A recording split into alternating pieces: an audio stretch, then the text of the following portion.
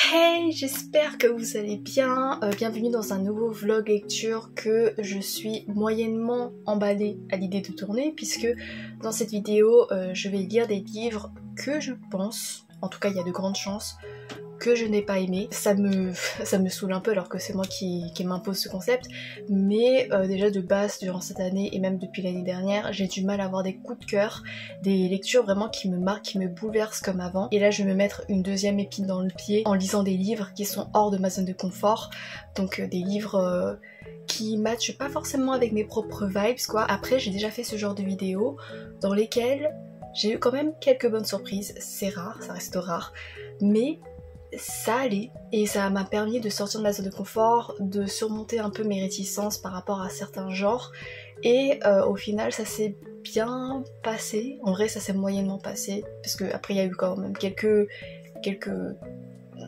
j'allais dire trauma, mais c'est fort, mais des trucs qui m'ont absolument hyper dégoûtée. Mais pour la plupart dans cette nouvelle vidéo issue de cette série, ce sont des livres dont j'ai pas mal entendu parler et j'ai envie de me faire mon propre avis plutôt que simplement me baser sur soit mes préjugés, parce que malheureusement j'en ai, soit des avis lecteurs que je pense converger avec le mien mais sans que j'ai pu construire le mien de manière concrète. Donc j'espère que ça va quand même vous plaire. Au programme, on a donc de la romantasy, parce que la romantasy c'est l'un des genres avec lesquels j'ai plus de mal. Déjà rien que dans la fantasy, qui est mon genre préféré, s'il y a un peu de romance en arrière-plan, si c'est malmené ou si c'est trop forcé ou quoi, ça peut me lasser du récit entier. C'est pour ça que je vais très rarement vers la romantasy, parce que la plupart du temps ça peut très vite me lasser, ça peut même très vite me frustrer, m'agacer. Il y aura également peut-être du contemporain slash romance. Déjà le contemporain de base, j'ai parfois du mal, il faut vraiment que je m'attache bien au personnage, au message, sans que ce soit trop nié à mon goût. Et là avec la romance, si le contemporain tourne que autour de la romance, ça peut vite, très vite coincer. Les livres que je voudrais lire, qui m'interpellaient depuis quand même pas mal de temps, mais j'avais peur de les lire parce que je me disais oui mais il y a des chances que je vais juste perdre mon temps. Pour ne pas perdre mon temps, j'en fais une vidéo comme ça au moins c'est productif. Donc pour le premier livre, c'est le livre qui a le plus de chances de me plaire avec ma disposition mentale actuelle. C'est Divine Rivalité de Rebecca Rose. C'est un livre qui m'intéressait, qui m'intriguait de par son aspect historique, donc je pense que peut-être c'est assez bien documenté. Il y a une romance qui est au centre, mais apparemment la plume elle est très poétique, donc peut-être que ça peut bien me transporter. Après j'avais vu que la fin du tome 1 pouvait potentiellement être décevante parce que c'était peut-être un peu idéalisé. Le fait que ça aurait pu être plus pragmatique, je sais pas trop, mais ça m'intrigue et en vrai j'ai quand même hâte de le lire. Le deuxième roman, je pense que ça va être un roman de Emily Henry, je sais pas lequel parce qu'en fait j'arrive pas à les différencier. De base je voulais absolument pas y aller vers ce genre de... Dès que j'ai vu les romans de cette autrice dans les vidéos YouTube et tout, je me disais non, je pense pas que ça va m'intéresser, que ce soit même au niveau de la couverture, au niveau de l'histoire, enfin ça a l'air d'être un livre contemporain centré autour de la romance, ce qui est cool pour les gens qui aiment ça, mais ça m'attire pas du tout en fait. Mais apparemment il y a un ton psychologique assez poussé, assez bien développé, donc peut-être que si j'aborde cette romance de manière pragmatique, avec une certaine prise de recul, même si je reste distante des émotions, mais peut-être que au niveau de la construction psychologique, ça pourrait me plaire. Voilà, donc c'est avec cet espoir-là que je vais essayer un roman de cette autrice. Je ne sais pas encore lequel, on verra. Autour de la romantasy encore, j'hésite entre deux romans. Le premier c'est Light Lark. Je pense que c'est ce roman-là que je vais potentiellement le plus détester dans ce vlog. Parce que j'ai vu déjà pas mal de critiques. J'ai souvent parfois des vidéos, des reels sur Instagram de l'autrice qui met beaucoup en avant, notamment le triangle amoureux. Et moi c'est un truc que si c'est pas très bien développé, en fait je pars dans tous les sens, mais le triangle amoureux c'est pas une trope en soi qui me déplaît parce que au moins ça maintient le suspense. Et si jusqu'à la toute fin je sais pas avec qui l'héroïne finit, mais de ce que j'ai vu apparemment dans le triangle amoureux c'est très forcé, il y a pas forcément beaucoup d'alchimie, il y a des choses peut-être un peu problématiques, je suis pas trop allée dans le fond donc je sais pas trop, mais si ça relève un peu comme du Hakotar où ce sont des trucs romantisés alors que ce sont des trucs problématiques de base, ça pourrait très vite m'énerver. Donc je sais pas trop si je vais adhérer à cette romance, surtout que si c'est au centre du récit alors que tout autour il y a un univers de fantasy que j'ai envie d'explorer, ça peut très vite m'agacer. Donc voilà, je pars avec beaucoup d'a priori malheureusement. Mais sinon, si je coince vraiment, mon autre joker ce serait Zodiac Academy. Je vais même pas citer les noms des autrices, je suis désolée. Lady Lark c'est de Alex Hester, publié chez Lumen. Et Zodiac Academy, je sais plus les autrices, je suis désolée, je crois qu'il y en a 2. Et je pense que je vais le lire en version anglaise parce que apparemment la version française est très mal traduite. Pourquoi je veux le lire alors que je pense vraiment ne pas aimer? Parce que je crois qu'on suit 2 héroïnes, 2 sœurs, donc peut-être ça peut être intéressant au niveau des points de vue. Apparemment c'est un truc à la Revenge, un peu genre elles sont harcelées à l'académie, mais elles vont devenir plus puissantes et du coup ça fermait la gueule à nombreux de leurs harceleurs, notamment des mecs. Donc ça peut être satisfaisant, voilà. Je sais pas, peut-être que là je suis dans une disposition d'esprit qui me permettra d'apprécier quand même ma lecture, ma petite aventure. Je pense que je vais commencer avec Divine Rivalité et on verra. J'espère que c'est un vol qui va vous plaire. Je garde espoir. C'est l'été, peut-être que là ma disposition d'esprit est assez chill. Je dis ça, mais regardez, attendez, ce que je lis en parallèle. Attention, couverture un peu sanglante, je suis en train de lire Battle Royale de Koshun Takami, publié chez le Livre de Poche, en train de relire parce que j'avais lu et relu dans mon adolescence et c'est l'un de mes livres préférés ever. Donc, question de disposition d'esprit chill, non, dedans là, je suis en train de morfler avec les personnages qui sont en train de s'entretuer. C'est des gamins qui s'entretuent, en fait c'est un Hunger Games, mais encore plus sanglant, encore plus gore et horrible et très glauque. Peut-être que les romances ici, le contemporain, romance et tout, ça va permettre un peu de plus me détendre et de plus... J'espère que cet équilibre profitera à ces sagas, donc à ces romances qui sortent totalement de ma zone de confort. Et je vous retrouve quand j'aurai des choses à dire. Salut! Hey, on est le vendredi 8 août, j'allais dire avril, je suis trop nostalgique.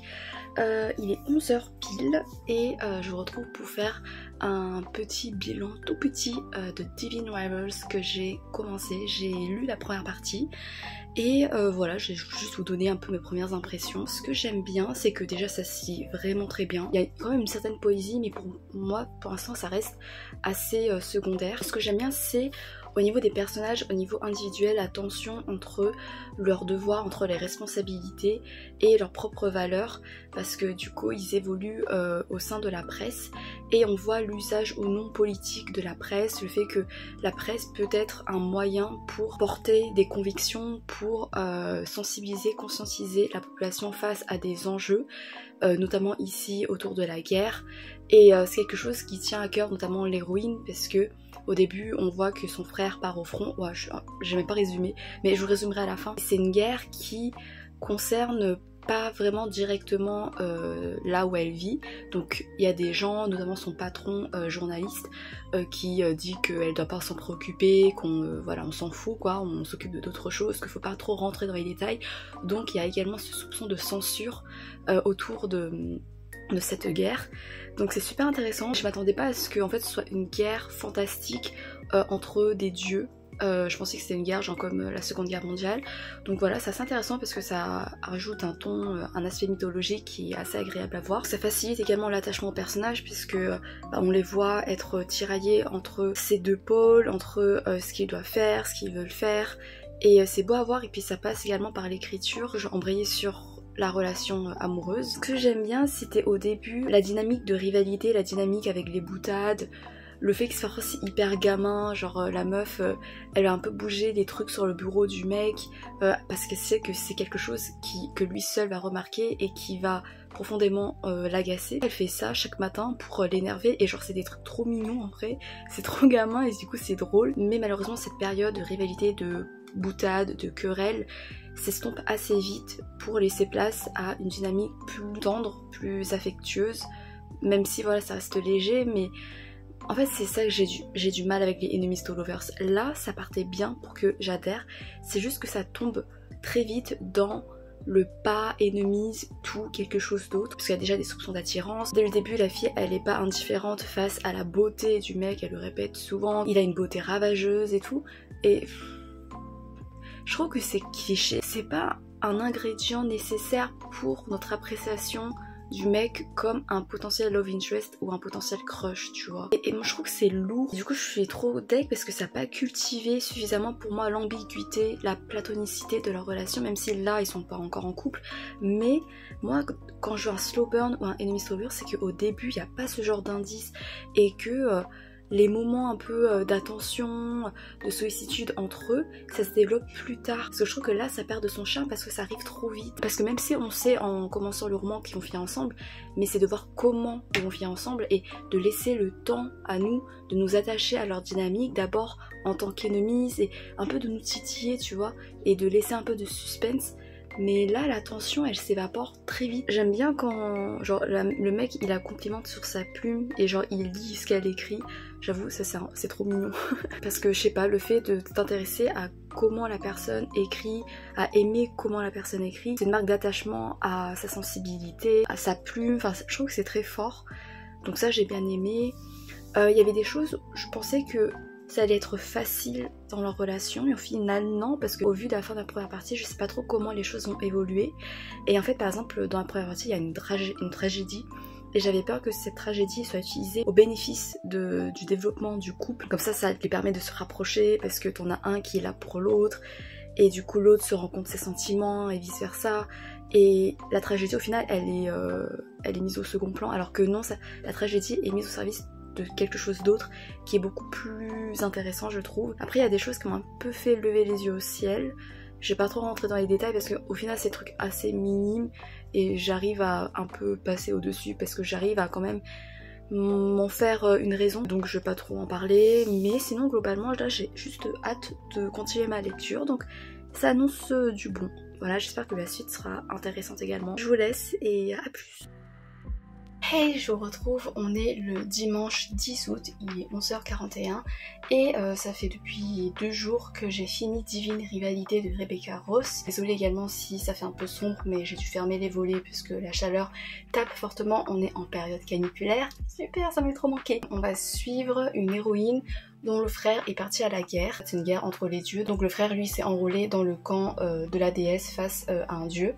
Et donc Iris, notre héroïne, elle est pétrie d'inquiétude, elle doit en plus gérer à côté sa mère qui est complètement dévastée, semi-alcoolique, dépressive. Et Iris elle a une tradition, c'est d'écrire régulièrement des lettres à son frère qu'elle coince dans sa garde-robe et en fait par magie les lettres s'évaporent, s'évanouissent comme ça on sait pas où. Un jour elle va recevoir une réponse de cette lettre qui dit qu'il n'est pas son frère et en fait va s'en suivre ainsi une correspondance entre Iris et ce mystérieux jeune homme.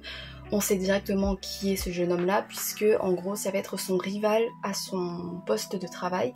En fait ils se battent tous les deux pour avoir le poste de chroniqueur parce que c'est un journal qui est très prestigieux, c'est l'un des plus grands journaux et du coup ils sont rivaux pour obtenir ce poste là. Ils sont mis à l'épreuve par leur boss, ils se lancent quelques piques, ils s'entendent pas vraiment bien, d'où le terme du titre rivalité.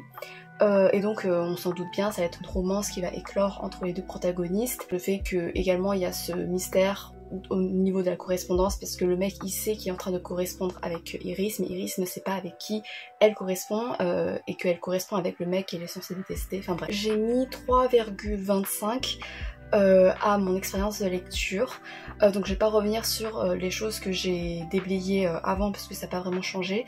Juste pour revenir sur les deux protagonistes individuellement, Iris c'est je trouve une bonne protagoniste, j'ai bien aimé la suivre. Je trouve qu'elle a ce mélange, cette balance entre vulnérabilité, entre peur, inquiétude, tourment qui sont très compréhensibles. Le fait que l'autrice prend le temps de développer sa psychologie à travers certaines épreuves qu'elle va devoir traverser, notamment au niveau du deuil, ça c'était assez appréciable parce que ça donnait de la profondeur et ça donnait de la pertinence à son développement psychologique. Et le fait également qu'elle est forte et que malgré sa peur, elle va aller de l'avant pour être fidèle à ses valeurs. Pour le love interest roman, j'ai bien aimé parce que il était différent un peu du genre bad boy mystérieux ténébreux. En fait ce que j'aimais trop c'est qu'il avait des moments hyper maladroits, très gamin parfois, genre tu voyais qu'il était susceptible et qu'il se faisait trigger par Iris pour des choses mais tellement puériles et ça rajoutait quelque chose d'assez drôle et d'assez rafraîchissant à leur dynamique. Et puis il y a des moments où tu vois qu'il patauge un peu et que il est juste maladroit quoi, il est un peu awkward et c'était quelque chose que j'avais bien aimé parce que ça le rendait plus vrai, plus réel et plus touchant. Et donc je peux comprendre si il y a voilà des lectrices en l'occurrence qui peuvent le voir comme un bon love interest parce que c'est quelqu'un sur lequel on peut projeter un bon idéal amoureux. À côté de ça on avait d'autres personnages féminins assez attachants. Après au niveau de la romance, c'est pas un vrai slow burn parce que ça se développe ultra vite, ça passe par toutes les étapes à la fin genre d'une manière fulgurante.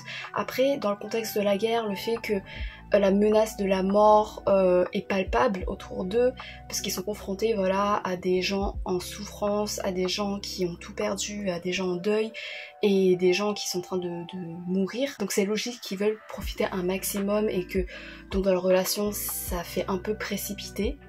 Mais du coup j'ai eu du mal un peu, je me suis détachée un peu de plus en plus de leur dynamique, de ce qui faisait la saveur de leur relation, je trouvais, à savoir le fait d'être rivaux, le fait de se taquiner, de se chamailler un peu.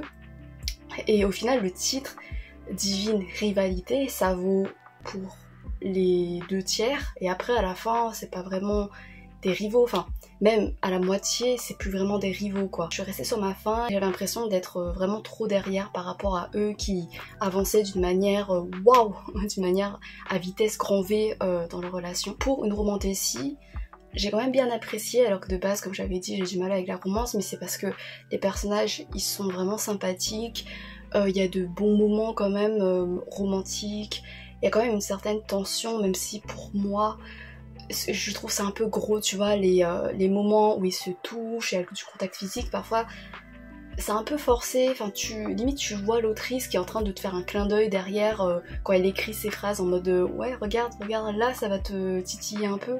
Je trouve que c'est un peu gros, je sais pas si vous voyez où je veux en venir.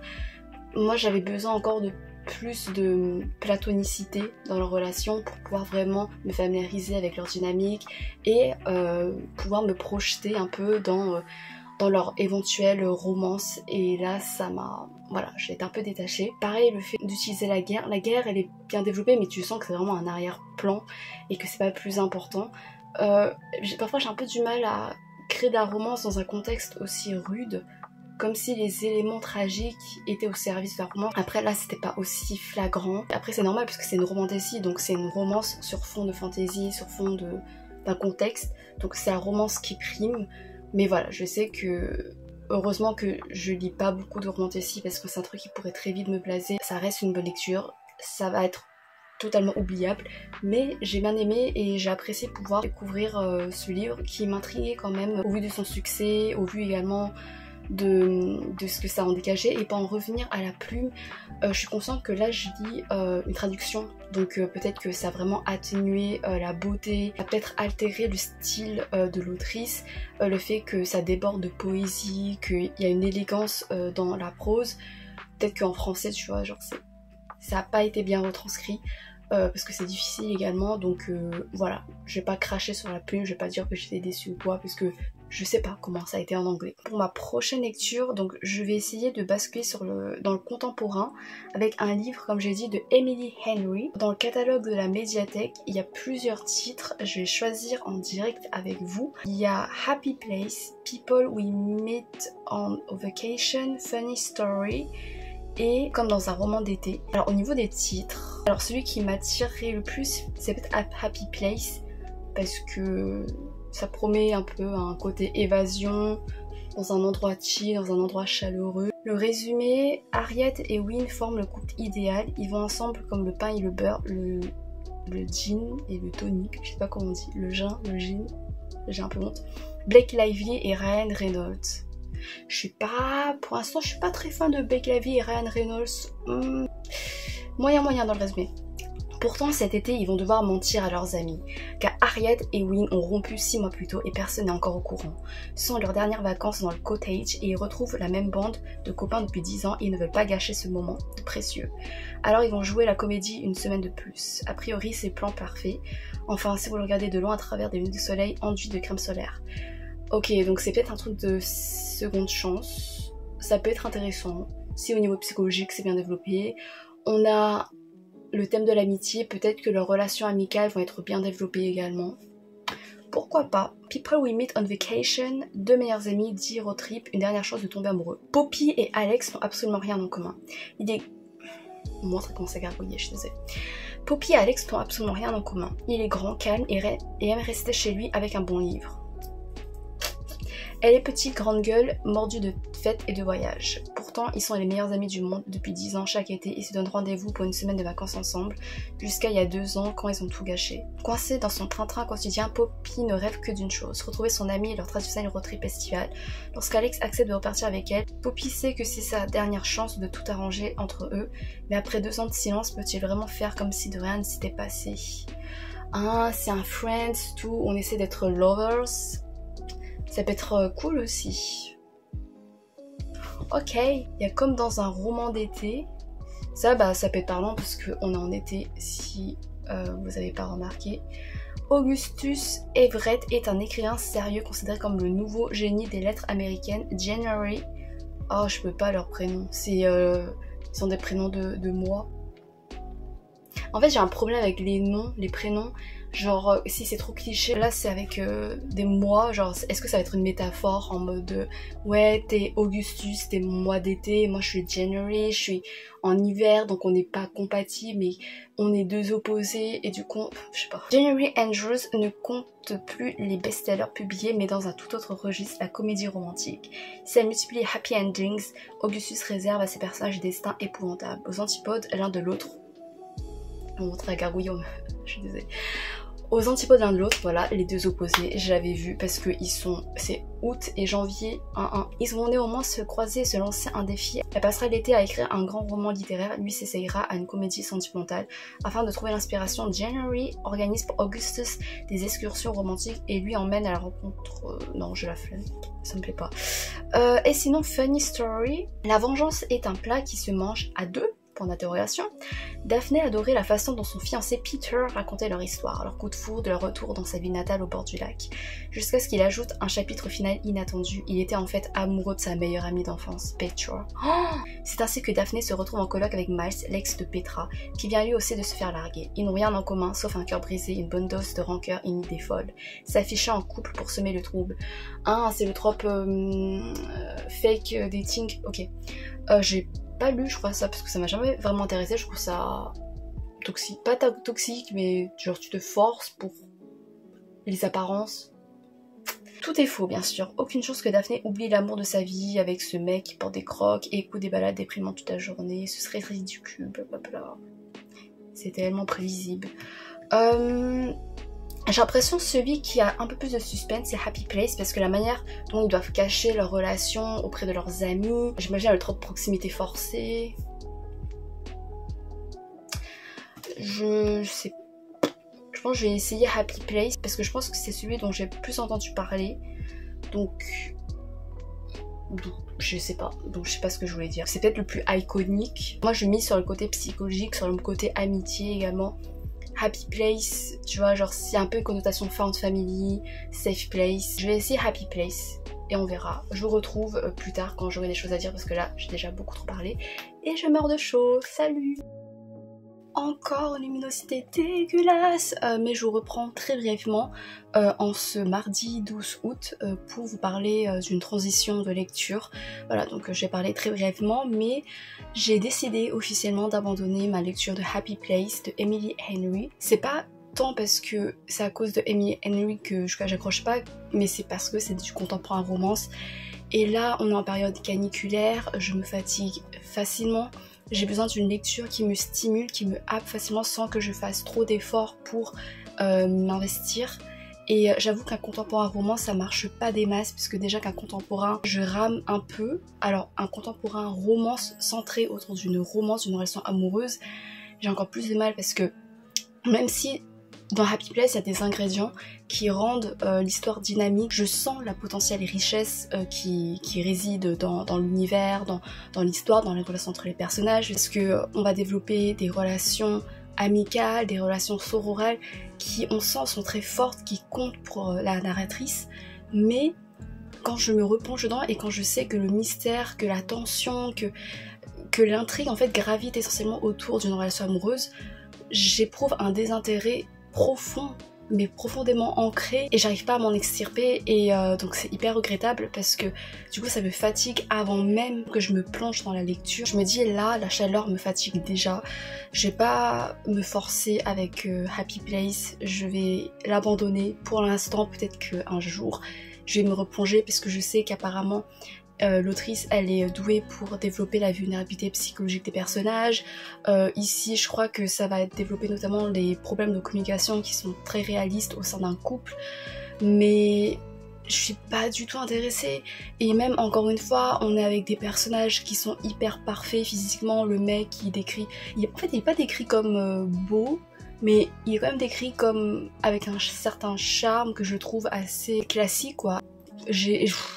Voilà, c'est encore un truc de plus qui me fatigue. Donc voilà, je vais l'abandonner. Je répète le même fiasco que dans le vlog de l'année dernière autour de cette thématique là, puisque j'avais également abandonné le contemporain romance, c'était Campus Traverse. Et pareil, j'accrochais pas.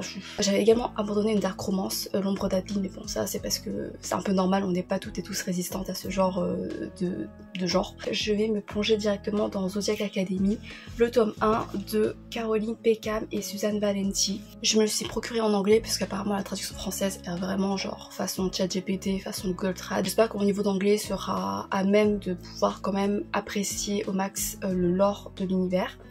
Je pars avec beaucoup moins de désespoir qu'avec Happy Place parce que là l'histoire se passe dans une académie et j'aime bien les histoires qui se passent dans des lieux scolaires, dans des lieux académiques. Et puis là je suis en train de lire un mémoire d'une camarade autour du Dark Academia et j'ai trop envie de lire de livres de ce genre. Bon ça peut-être je me réserverai pour une autre vidéo, mais là comme c'est dans une académie où je crois il y a de l'harcèlement, ce qui est horrible, mais je crois que du coup c'est des héroïnes qui vont prendre leur revanche et qu'il y a peut-être, je sais pas, des tensions au niveau académique, au niveau scolaire, ça peut peut-être m'intéresser, ça peut peut-être se rapprocher très légèrement du Dark Academia, je sais pas. Donc peut-être au niveau de ça, ça pourrait me plaire. J'espère que la romance va pas trop me saouler et que je vais quand même m'attacher aux héroïnes. Donc voilà, je vous laisse et j'espère vous reprendre avec des updates beaucoup plus positifs que durant ce clip-là. Salut! Hey, je vous retrouve pour le dernier clip de ce vlog. On est le samedi 16 août. Je vais essayer de faire vite, mais je pense que je vais pas réussir à être concise et efficace parce que j'ai beaucoup de choses à dire sur ma dernière lecture. Mais je vais quand même essayer parce que là je meurs de chaud et je peux pas vivre sans le ventilo. Là je l'ai éteint pour vos oreilles parce que sinon ça aurait été peut-être insupportable. Mais... ah, il fait chaud, il fait chaud, il fait chaud.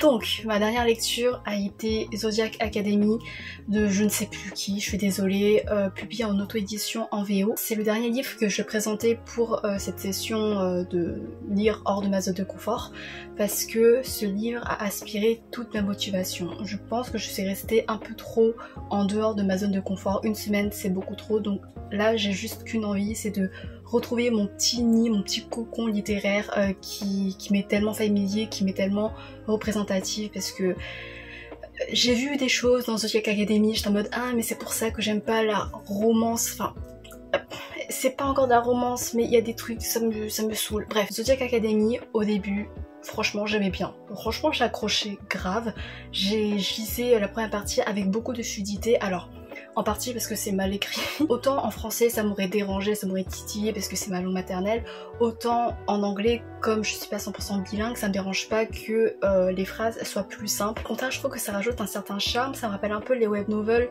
de romans, notamment des romans traduits du chinois en anglais où la plume est pas forcément ouf de base puisque c'était pas normalement destiné à la publication et ça me dérange pas puisque je trouve que ça donne un accès brut, un peu direct aux sentiments des personnages, à leur dynamique. Il y a quelque chose d'assez revigorant, il y a quelque chose d'assez authentique en quelque sorte, tu vois, on n'est pas là pour apprécier forcément la plume, on est là pour apprécier les vibes, donc ça se lisait super bien, ça rajoutait à la fluidité, ça m'aidait également à apprécier ma lecture sans forcément prendre la tête sur l'anglais, et ça m'aidait également par la suite à lire en diagonale comme vous verrez pourquoi. Il y avait également une certaine dose d'humour, il y a des moments où vraiment je me suis surprise à rire, à sourire, parce qu'il y a un certain sarcasme qui se dégage des héroïnes, il y a une dose d'autodérision, par exemple le réseau social du monde magique c'est Facebook au lieu de Facebook, le jeu de mots est bien pensé mais quand même assez absurde, mais c'est assumé narrativement par l'une des protagonistes. Il y avait des moments cool, grave stylés quand même, parce qu'en gros on va suivre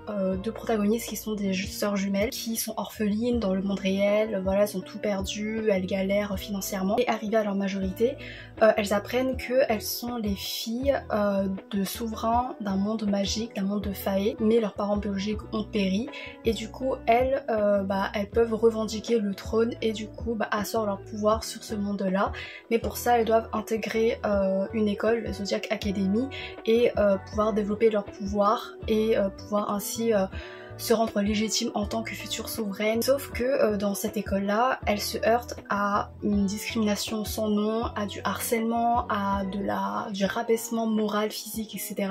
Notamment de la part d'un quatuor de personnages masculins qui eux sont les fils des familles qui ont pris la souveraineté après la mort des deux parents de l'héroïne. Ils voulaient asseoir leur autorité, ils étaient en mode nous on est destinés à devenir les futurs souverains, les futurs rois de ce monde là, et donc ça les agace qu'il y ait deux filles comme ça qui viennent pour revendiquer leur légitimité au pouvoir. Et donc les mecs vont tout faire pour forcer les deux héroïnes à se barrer de l'académie en les humiliant, en les rabaissant. Et du coup, il y a des moments où les héroïnes, elles résistent, elles se révoltent en quelque sorte à leur échelle, malgré leur manque de moyens, et c'est satisfaisant à voir parce qu'il y a une certaine dimension cathartique où tu vois des héroïnes qui se dressent face à des mecs qui sont masculinistes dans leur comportement, enfin j'y reviendrai, il y a des trucs, et donc c'est assez libérateur et ça contribue à notre attachement aux héroïnes parce que tu les vois évoluer dans un environnement tout à fait hostile et t'as envie de les voir shine, t'as envie de voir leur ascendance pour qu'elles écrasent pour de bon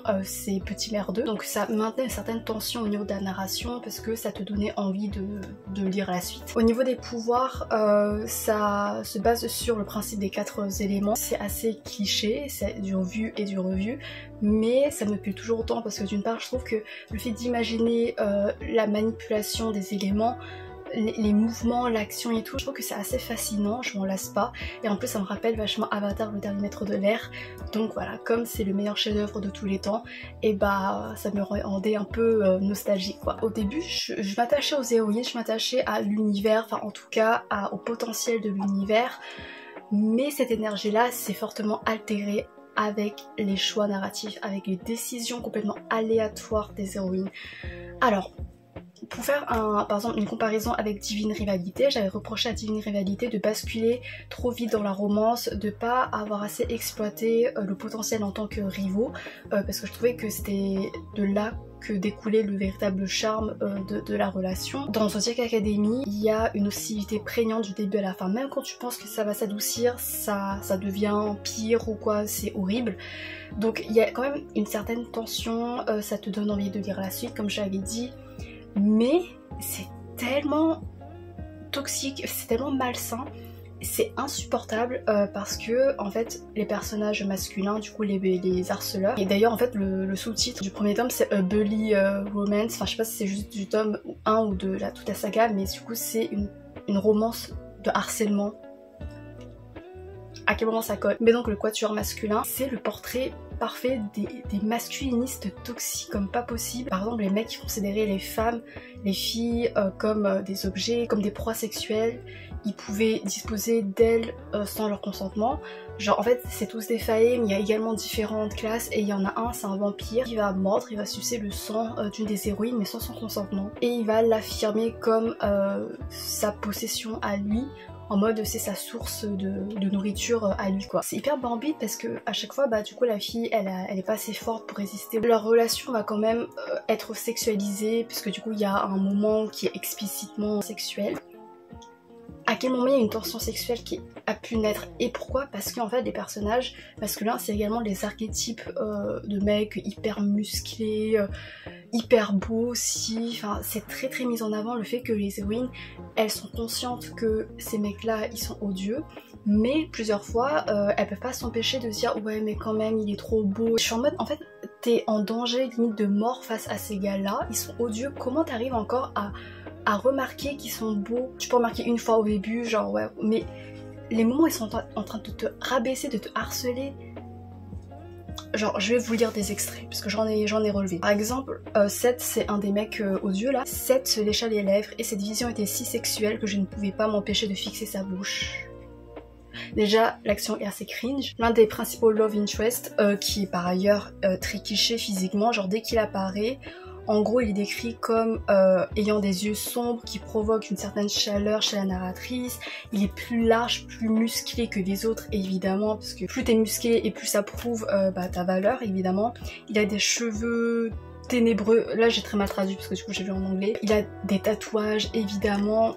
Et genre dès qu'il apparaît, dès qu'il est décrit comme ça, je me demande qui est le love interest. À un moment il dit à l'héroïne, désolée mais la traduction est très branlante parce que je sais pas traduire.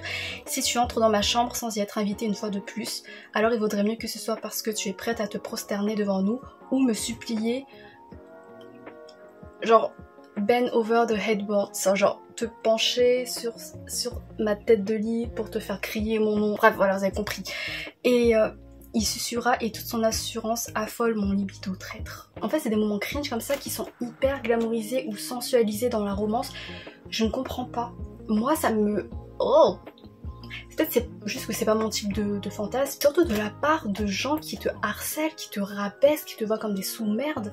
Et en plus, franchement, je vous spoil parce que c'est pas un truc que je conseille, mais à un moment, elle les soupçonne également de comploter pour les tuer elles. Malgré tout, elles vont quand même danser avec eux, elles vont quand même genre baisser leur garde avec eux, elles vont quand même flirter avec eux. Du coup, comme j'ai dit, t'as une relation sexuelle entre l'une des héroïnes et le vampire qui la proclame comme sa source, comme... Enfin bref, il est très territorial. En vrai, de très loin, je peux un peu percevoir le charme de cette tension, genre entre dangerosité, entre haine, hostilité et tension sexuelle, et le fait qu'il y a une attraction, il y a quelque chose de charnel qui se développe. Le truc c'est qu'avec moi, je suis peut-être trop pragmatique, mais j'arrive pas à comprendre, j'arrive pas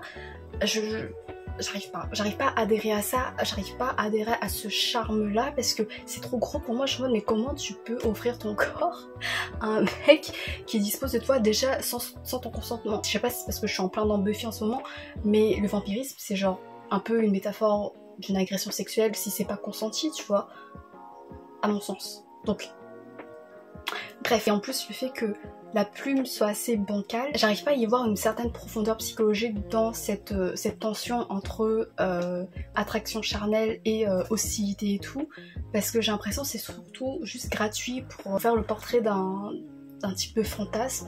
Donc j'ai l'impression que c'est assez gratuit, c'est assez forcé, c'est pas du tout naturel, c'était pas du tout nécessaire. Pareil, à un moment, t'en as une qui danse avec le premier mec qui a harcelé, il y en a une autre, je sais plus laquelle, qui accepte le verre d'un mec en soirée, alors que ce mec peut très bien t'empoisonner parce que tu penses qu'il veut te tuer. T'en as une autre qui va confronter un mec, son prof, qu'elle soupçonne de vouloir les tuer, et elle le confronte seul dans son bureau à lui pour essayer de lui faire cracher le morceau. Mais t'es en mode, mais c'est tellement irresponsable, c'est immature, c'est des choses qui sont tellement forcées et t'arrives pas à suivre leur logique quoi. Tout ça constitue une sorte de harem de bully parce que plusieurs fois les filles elles sont sensibles au charme physique des mecs.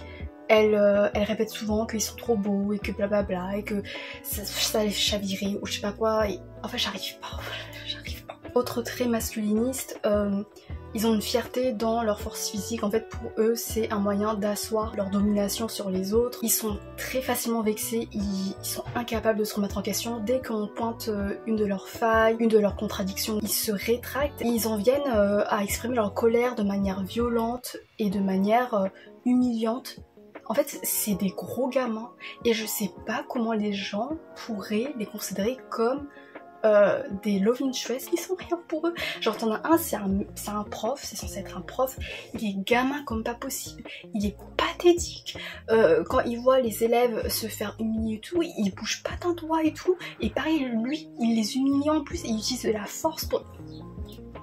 Après je sais c'est pour contribuer à cet environnement toxique et c'est assumé que c'est toxique parce que t'as une narratrice qui le relève en mode oh là là c'est pas normal, mais malgré tout elles sont quand même attirées soit par ce prof là, soit par un des mecs, soit par tous les mecs.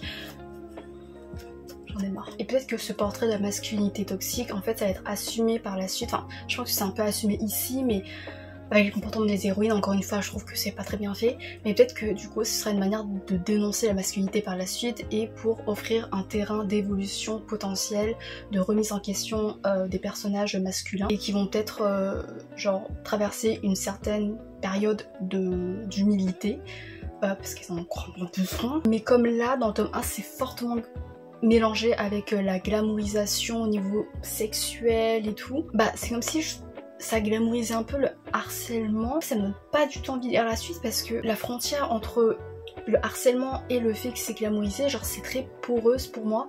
Et le fait que il y a cet intérêt qui est persistant de la part des héroïnes pour ces personnages-là, juste parce qu'ils sont beaux, mais je trouve que ça rajoute une certaine couche de superficialité des héroïnes et j'arrive pas à adhérer à leur manière de concevoir les choses, aux limites entre guillemets qu'elles refusent d'imposer. Après oui, j'imagine que par la suite du coup elles vont devenir plus puissantes, du coup elles vont réussir à les dominer et que de ça va ressortir une certaine vengeance assez satisfaisante. Mais là je suis tellement détachée des héroïnes, j'ai pas envie de lire la suite, j'ai pas envie encore une fois de plus de me confronter à des descriptions qui sont hyper cringe et tout. Au niveau des relations entre les personnages féminins, ce qui est frustrant, c'est que parfois il y a de bonnes idées. Il y a des moments où les narratrices dans leur tête, elles font des remarques vis-à-vis du comportement des filles de manière respectueuse, en mode oh celle-là elle est forte, elle a réussi à faire ça face aux mecs et tout, c'est cool, même s'ils sont pas forcément des amis à elle, tu vois, mais il y a un certain respect qui se dégage de cette relation entre filles, et d'autres fois où ce sont des rivalités puériles, notamment pour les beaux yeux d'un des mecs, genre il y a du rabaissement physique entre meufs, c'est super lourd, c'est hyper cliché, face à déjà un gang de mecs hyper masculinistes et tout, il faudrait peut-être mieux se serrer les coudes. Pour ce roman, je lui mets la note de 2 sur 5. J'aurais bien voulu tomber à 1,5 sur 5 parce que vraiment tout ce qui est les trucs entre mecs et meufs là, ça m'a vraiment insupporté, mais dans la première partie j'ai quand même bien apprécié quoi, parce que c'était un peu plus léger. Donc voilà, peut-être que plus tard je vais descendre à 1,75 mais pour l'instant je vais essayer d'être un peu plus indulgente. Bilan de cette vidéo, c'est un peu comme l'année dernière je crois, parce que le premier livre était sympa, comme l'année dernière. Le deuxième livre, c'était un abandon, un contemporain romance qui est un abandon comme l'année dernière. Et le troisième livre, c'était une romance entre guillemets toxique as fuck.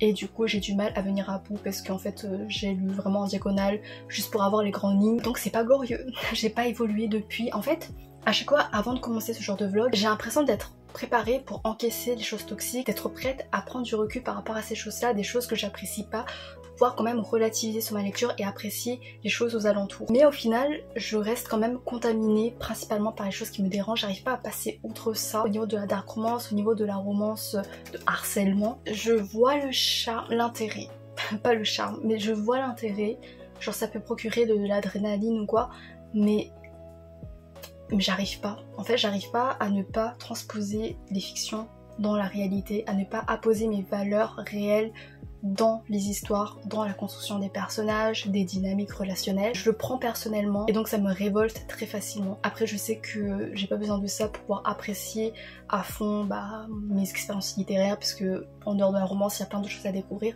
Mais je sais pas, c'était quelque chose que je voulais quand même tenter et voir si j'avais réussi à, entre guillemets, évoluer depuis l'année dernière. Force de constater que non. D'ailleurs, regardez, je suis en train de lire et de finir Fantaisie et Féminisme, qui est un livre collectif. C'est un essai et du coup, ça me permet un peu de souffler après Zodiac Academy, qui essaie d'être féministe, mais qui est pas sur plusieurs points. Donc ça, c'est super intéressant parce que j'ai l'impression de renouer avec des valeurs saines. Voilà. Merci infiniment d'avoir regardé jusqu'à la fin. J'espère quand même que ça vous a intéressé, même si c'était pas forcément 100% good vibe. Là je commence à fatiguer alors qu'il est que 9h55 du matin. Je vais finir ce livre trop bien. N'hésitez pas à me dire si vous avez lu ces livres-là, si ça vous intéressait, est-ce que vous allez les lire, en dépit du fait que j'ai eu des avis peut-être globalement mitigés. Enfin, il y en a un que j'ai abandonné, un autre que j'ai détesté, l'autre qui était quand même un peu sympa, donc ça va. Dites-moi également s'il y a des livres que vous avez envie de lire, mais que paradoxalement vous dites que vous n'allez pas aimer, mais ça vous attire quand même, vous voulez essayer, mais vous avez peur de perdre votre temps. J'espère vous retrouver pour d'autres nouvelles aventures littéraires. D'ici là, très bonne fin d'été. Ah, c'est bientôt la fin d'été, waouh! Très bon été, très bonne fin d'été à vous et courage malgré la chaleur. Je sais pas si à l'heure où vous regardez ces vidéos, la chaleur s'est calme. Je crois que la chaleur s'est calme, et bref, je sais pas. Mais en tout cas, là on est en période caniculaire, c'est horrible. À bientôt peut-être, je sais pas, j'espère. Salut!